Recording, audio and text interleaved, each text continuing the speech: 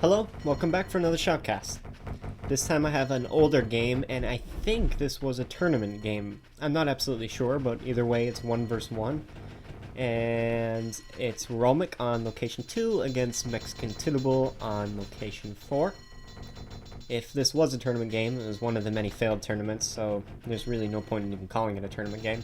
So we'll just look at it as just some regular old one-on-one matchup.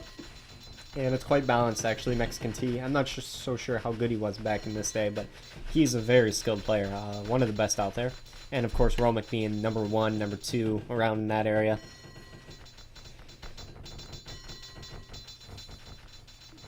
And we've seen so many games on Golden Cliffs. This is something I need to start doing more, is not talking about the locations and the map. Because we know the maps, we know the locations. Maybe people are more interested in the strategies being played. The only problem is both these players playing in this game are more skilled than I am. Are more skilled than me. So it's kind of funny. I'm trying to speak out for people who are more skilled than me. So bear with me if I say why they're doing things in such a way. Maybe it's not exactly as Romek or Mexican intended. So forgive me. I can only say as much as my knowledge knows, and maybe I can learn a little bit from it as well. Right off the bat, you do see Romek, he's building his, and most players you might see just out of habit put the school right next to the storehouse. But you see Romek is putting his school a little bit upwards, and this is actually enabling him to fit more buildings in a tighter, more compact area in between the storehouse and iron. You have to do this on this location. It's the best thing for you to do. He's getting his, well, we're already almost at 20 minutes, so, we have a 1 farm, not a second farm right away, so we won't see mass leather, probably not. He looks like he's trying to just get his iron up a little quickly. Getting your iron before 30 minutes, iron weapons that is very important if you want at least 30 sword fighters.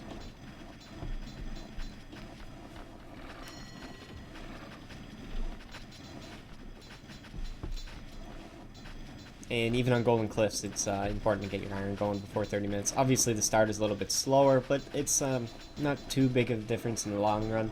The beginning is a bit tricky, but in the end, your army can be about as good as it would be on other maps. It's just you have to be a bit more precise, and you can't mess up as much. It's definitely a good map for tournaments for that reason. We'll go back down and look at what Mexican T is doing. If you compare his build to Romek's, you see he has already 3 farms, so he will for sure go for a stable. And Mexican T is one of the players who are very skilled at making horses and leather and not starving at all. And you see, I've played some games with him, and he really does enjoy making many farms early on. And even on Golden Cliffs, he is making many farms very early on. Not worried about running out of wood, even on location 4. We'll check to see how many woodcutters he has. He already has 8, and that's a lot of woodcutters before 30 minutes even. He might not even need to make any more for the rest of the game, but on location 4, obviously, you are going to have a little bit more tricky wood issues just because of the scarcity of trees and other such greenery in the area. I mean, you look at all this sand, for example. And these trees over here, I mean, they're so far away, it's not really practical to go for them in a normal amount of time. You see already, though, he does have this woodcutter down here. It's not planting a whole lot. So he's probably at 7 to 7.5 woodcutters really at full power here. I mean, this guy here, he's not doing much. This guy here, he's not doing much. So he will need to continue to make more woodcutters. This one here is probably going to be removed later on. This one will be more efficient later on, actually, once he starts leading coal mines. And that's something I see players do, and I personally enjoy doing it. Instead of putting down farms or vineyards, you just throw a woodcutter down in your coal fields when they start exhausting, and then you got a little bit of extra green space. Excuse me. And we don't see the stable yet. 2 pig farm, then a stable, so we'll probably see about 10 nights from him. And of course, it's not for sure. He might just be trying to do 50 leather. So it's not necessarily true that we'll see a stable. And with a 3rd swine farm looking like he's been planning it, maybe we won't actually see a stable from him within 60 minutes. 4, 5 even. No, 4. I can't count. Sawmill's already at 30 minutes, and of course he does have the weapons workshop, and this is all really fast and really good time. He's got his barracks up, so it is a really nice build from him, but his iron weapons are very late. You can see he's just now getting them done, whereas Romek is just starting now on his weaponsmithy, so he's going to have a nice amount of swords. Looks like he's doing Czech style 2 weaponsmithies. The reason players do this is you save one building actually early on, so that's 4 wood and 3 stone plus the roads needed to go to the building, but also you're saving the coal mine that you would need and the iron smelter that you would need early on by building just 2 armor smithies, waiting a long time, and then throwing down 2 quick weapon smithies. This will also enable you to make more farms early on. You can always use more corn, but you never want to be in a situation where you're catching up on corn. But catching up on swords, it's okay. I'm interested in actually trying this style out myself, the Czech style, building 2 weapon smithies, because this will really enable you to just mass up some horses and leather by using this 2 weapon smithy start. And yeah, maybe it seems like you're just saving 1 building, but again, you're also saving the extra resources to build the coal mine and iron smithy you need. And iron weapon smithies also take up a lot of iron, actually. They work faster than armor smithies, as you should know. So, of course, they're going to be needing more resources than these new ones need. So really, you're saving yourself a lot of time by building these 2 later on. The only thing is, this is kind of a wasted building in the long run, but in the long run, really, an extra building is not such a big deal. You can always delete it and maybe replace it with a sawmill or a vineyard. And, oh, excuse me, look at this. Okay, yeah, he is doing the 2 weapon smithies, but he's building his next one down here. Not exactly sure why he's putting it down here instead of up here. Maybe it was an accident, I don't know. But yeah, he is still doing the Czech style 2 weapon smithies. And you can see he has only 4 swords, but 4 swords, that's the name of a video game. A very bad one, but never mind. That's totally off topic. Anyway, he has 5 swords at the moment, but this will catch up really fast. And let's see here, we do see some swine farms. I didn't see the swine farms, I was like, where are they? Yeah, so let's see here, just standard. This is becoming a very normal army. A little bit of militia or axe fighters, sword fighters, or a few sword fighters, a few knights, and about 30 bowmen. It's almost a perfect army, really. It's probably on par with an army of 30 sword fighters and 50 to 55 bowmen. An army of 50 bowmen is really nice at peacetime, because then right afterwards you can start switching into axe fighters and you can really spam a lot of units. And if you're not going for horses, it's really important that you spam many units. Otherwise, you're really missing out on the extra power that your enemies will have if they are making horses. And even knights will get shot out pretty quickly from 50 to 60 bowmen. But remember though, if you're using your bowmen, protect them and make sure they're always shooting, because if they're not shooting, I mean, it's really wasted. And Romek is building a 3rd metallurgist. I don't know if he's worried about gold. Maybe so. Romek often has recruit problems, and it looks like this is definitely not an exception of a game. And, really late on that 2nd school. That's why anytime you're really late on your school, it's actually a good idea to build a 3rd metallurgist, just so you can keep that gold production. I mean, Romek blocked his gold, so I mean, he has no gold to keep the recruit production going, and 2 schools takes more gold than 2 metallurgists can provide. So building a 3rd metallurgist in the long run is actually it's a good strategy, a good plan. You need to remember to build the extra coal mines needed to supply that, as your coal mines will start running out by the time that 3rd metallurgist is needed. This is a little early in my opinion from Romek, but I think he is doing it as a means of a contingency plan. And there it is, the 3rd school also really worried about recruits, and rightfully so, because he's got 8 minutes to make many recruits, and you can already see his swords have caught up. But I mean, he's got 12 recruits, and that's really nothing. And you compare that to Mexican, who's got 39, 40. And we'll look down to see if he made a stable. He did not, so he's just massing up leather, and I think it's a nice idea, especially on this map. His food will probably be better than Romek's. Although Romek saying that, Romek does have a lot of fish here, so, and he's not being rude about it either. He's got 2 fishermen here, and I'm assuming he's got one over here. Maybe not yet, but he'll probably put one down here. Maybe he's waiting for this fish over here to run out first. So he's definitely exploiting the amount of fish on this map, so no sweat from him, but there is quite a bit of fish here too. I think there's 20 in here. maybe 40, and then 20 over here. I think there's about 60 altogether. I'm not sure. You can check the numbers later, but Mexican team only having 1 fisherman and a little bit of starvation actually, with 4 swine farms even. So, and a bakery. So yeah, probably would have been smarter, a bit better idea to put another fisherman over here to take this extra fish. But Mexican team being a polite gamer in this game, I guess, and not abusing the fish on other people's locations, and just taking the extra hunger, or maybe you just didn't want to spend the time to build that. But 1 fisherman is always better than, well, not necessarily true. A bakery is going to be making a lot more food instead of fishing. You see Romek here is already, okay, maybe hasn't shut off the second weapon smithy yet, but he should do that soon, as I mean, he's going to be running quite extra on the amount of swords and such.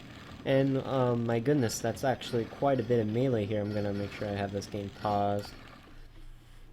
40 sword fighters almost, and well, 30 sword fighters, 10 knights, and quite a few militia and some bows. This is actually a really nice army. I mean, this just shows how good Romek is. Did he have enough recruits? Let's see, about 20, 44, and he's about 10 recruits shy. That's no big deal. That's just 10 militia, and 10 militia is really not significant, except for maybe if you're rushing towers or whatnot. We'll compare that to Mexican, and he has about 50 bowmen, 20 sword fighters only, and about some axe fighters. So really, this army is yeah, having 40 bowmen is nice, but only 20 sword fighters. I mean, you're not really going to be able to do a whole lot with those bowmen, as your sword fighters get surrounded by enemy melee, and that might be what happens. With so few melee, it's probably a good idea for Mexican T to stay inside of his base. He doesn't want to get caught out out of position with so few melee. He can easily get surrounded, and those 45 bowmen aren't going to do much in hand-to-hand combat. They'll just get slaughtered. And when he notices Romek's many amount of knights, it's going to be pretty obvious what he should do, and that is not attack until he gets the amount of melee needed to do so. Romek doing a very nice job preventing Mexican from scouting. Really smart, dividing his group of knights into several groups and denying any scouting visibility at all. I mean, he could attack from here. If I were Romek, I might even just try to keep a few knights over here, and yes, that is what he's doing. Doesn't want Mexican T to scout this area out, and probably is hoping that he can send surprise attacks from this right side, and that's what the militia is. I'm wondering if Romek had this idea from the very start. Wants to probably keep pressure over here and force Mexican T to keep his army over here as he sends in sneak attacks through here on this side of the base. And that's probably where Mexican T is not expecting to be attacked. This is actually the easiest area to defend. Anytime you're crossing a bridge, yeah, it's going to be easy to defend. So Romek's best chance is, yes, over here. And that is exactly what he's doing. Mexican T moving all of his soldiers over here. So Romek does have a pretty good shot at sending in sneak attacks. He'll probably... Romek is notorious in my mind for doing this at least. He'll wait until the attack starts, and then while Mexican's distracted, send the melee, these militia in, and these knights probably come in here and try to kill as many serfs and farmers as possible. Nice things to aim for, probably farmers and serfs in my opinion. Farmers, it can be annoying to keep track of how many farmers you have lost, and if your opponent doesn't notice he's lost some farmers, it's really going to affect his economy. He'll be running low on food, he'll be running low on leather. If he has a stable, it's really going to affect his horse production as well. So yeah, of course, hitting farmers and serfs it's a very effective strategy. Serfs, obviously, because they're needed to keep your city running, and killing enemy serfs is going to slow down the recruit production as well. And here's Romek a bit earlier than I thought he would be. I thought he would wait till the attack started, but either way. Some militia from the top as well. These militia are just going to get chewed apart by these towers. And then Mexican's got some swords here, and these militia are not going to do anything. Romek's retreating them. He lost some men in vain, but really that's the better thing. You never want to put yourself in a position where we've already made a bad decision. Let's just complete our bad decision. It's never too late to pull out of a bad position. And here it is. All of his militia, or most of his militia died. Actually, he still has some. That's nice. And now he's sending his knights in. And knights are expert at killing serfs and city fighting. Nothing fights better in cities than knights. I mean, your enemies, and here it is also, but knights are excellent city fighters. They're able to shred apart units in one-on-one positions, and there's not a lot of room for enemies to mass bowmen to kill them. So it's going to be difficult, because you don't have a lot of space to mass your bowmen inside cities. So it's going to be difficult for the enemy to kill your knights when they're in their cities. And it looks like Romek's sneak attack went perfectly. Look at this, killing serfs carrying swords and shields. Look at that, just so important resources being lost. Gold, something you don't want to lose when your city's being attacked. A sausage, really just perfect. Mexican tea is down to like no serfs at all. So Mexican's army way stronger, as Romek did do the was offensive, but he's doing an excellent job raiding. This makes me think of Age of Empires, where you're killing enemies' villagers, hindering their economy, and that's exactly how Romek is playing this. Very interesting to see, and even getting some archer picks here, but obviously it's not much. But then again, there's not a whole lot of serfs left to kill, so I mean, he's gonna take what he can get.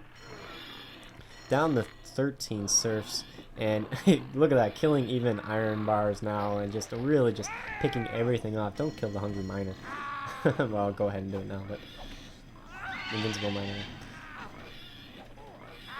Just making this knight do the damage, making him count. His death is not in vain. You compare his 16 serfs to Romek's 73, it's obvious who has the better economy. The weapons and the barracks, definitely in Romek's favor. Well, I don't know, he doesn't have leather armor, whereas Mexican T does, but obviously Romek's able to train way more units, and it's not going to be long before Romek has an army to compare to Mexicans. And Mexican T really should attack right now. I think he's best shot. He knows Romek's army is going to be weak, so he should try to hinder the even if his attack fails. If he can hinder the economy of Romek, that's a good thing. He needs to try to tip the game back in his favor, because this is his best chance. He will only be...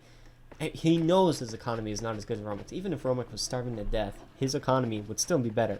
So Mexican T really needs to attack now, because this is his best chance. He will never be in a better position to attack after now. And you see this army here is very weak, even with how few melee I mean, this melee right here is stronger than all of what Romek has, and he's definitely got more range. So Mexican T really should be attacking right now, and I don't know why he's not. Maybe he's just staying at home, focused on rebuilding his economy, really worried about that, and just not even just flustered. He's maybe a little upset, angry that he's having to deal with this heart attack of getting a city back and running. So maybe he's not even thinking about attacking right now, or maybe he just feels vulnerable from being attacked so heavily. But whatever it is, he needs to snap out of that and attack Romek. But Romek continuing to push, and this aggression is risky. At this position, maybe he just wants to camp out and make it a long game, but he's continuing to attack, and this is keeping Mexican from attacking Romek. It's very interesting. You don't see this kind of gameplay in in Knights and Merchants. It's what you see in the other game I play, Age of Empires. Not sure if you know about it, but this is very, very interesting, aggressive play from Romek, and it's fun to watch, really. Obviously, he is way weaker here. If Mexican T were to push, he could even catch Romek out of position by this bridge. Position is Mexican put his bowman here and just pick off Romek as he tries to scramble around this bridged area. But Romek not showing any signs of fear. He's continuing to push, and probably not worried at all if he loses his fight. He's got more militia and many knights ready just to pound down in here as well. Could almost even win this fight maybe if he attacked at just the right angle. And then he'll send more units in to raid Mexican's economy, doing what he is enjoying to do this game. Mexican's up to 47 serfs. Hasn't trained any troops really in this time, so he's handling it well. Actually, Romek hasn't trained a whole lot to match up to what he lost pouring into the raid on Mexican's economy. But I still say Romek is winning this game. Mexican doing probably the smart thing. Let his towers handle these militia and keep his army together. But Romek being really risky, throwing these knights into the grinder. But he is going to kill more serfs. Mexican's going to be losing his economy over again. I don't know how many he's going to get this time. He needs. Yep, he's doing the right thing. He's splitting into individual groups, so he's not going to lose everything. And more killing serfs with iron bars and other valuable wares.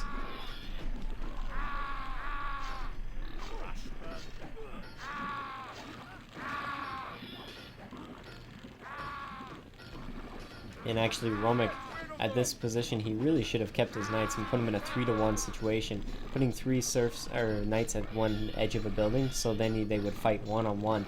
And down here actually would have been a nice spot to do that, because it would have been hard for him to wrap around him.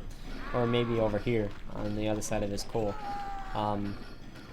Put a couple of knights, one here, here, and here, and that would actually probably kill all of this melee. And it would be pretty interesting to watch.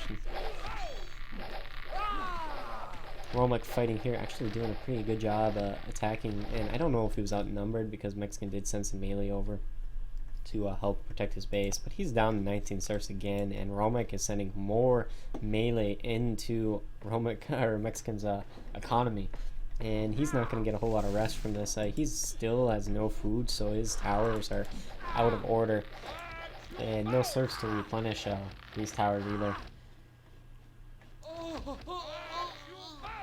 And not paying attention down here either. That's kind of a low blow, but hey, it's all fair in game. Part of this game is paying attention to your army, so yeah, it's everything's legal there.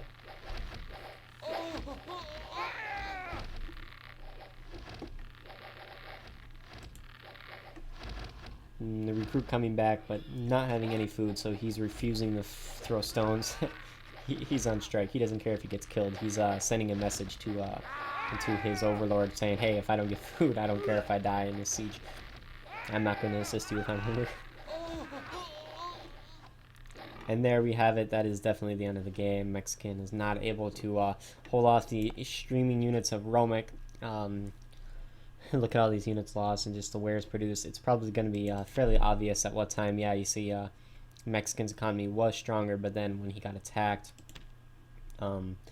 his economy falling well short of Romek's, and you see definitely a warfare way falling behind.